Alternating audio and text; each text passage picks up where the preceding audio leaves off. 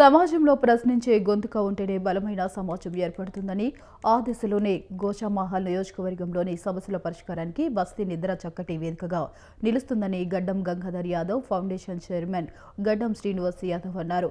ఉస్మాన్ సాయిలోని శ్రీ గంజల్ విఠోబా దేవాలయంలో విఠాలేశ్వర రుబాకబాయిల ప్రత్యేక పూజలు నిర్వహించి గోషామహల్ బస్తీ నిద్ర కార్యక్రమానికి ఆయన శ్రీకారం చుట్టారు.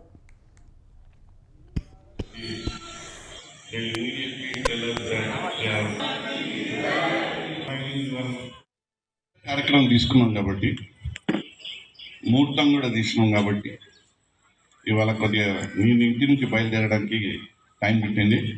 దానికి చింతిస్తున్నా. మీరందరూ మంచి మనసుతోని మీరు నన్ను క్షమిస్తారని తెలియజేస్తా ఉన్నా. అంటే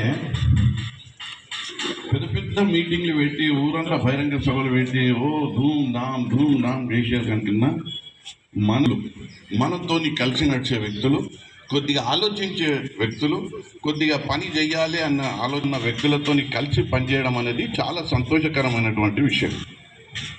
ఆ క్రమంలోనే మన ఫౌండేషన్కి ఇప్పుడు పిల్లలు ఎవరైతే బ్లూ డ్రెస్ చేసుకున్నారో వీళ్ళందరికీ ఫ్రీ ఎడ్యుకేషన్తో మనం ఎడ్యుకేషన్ ఇచ్చినాం.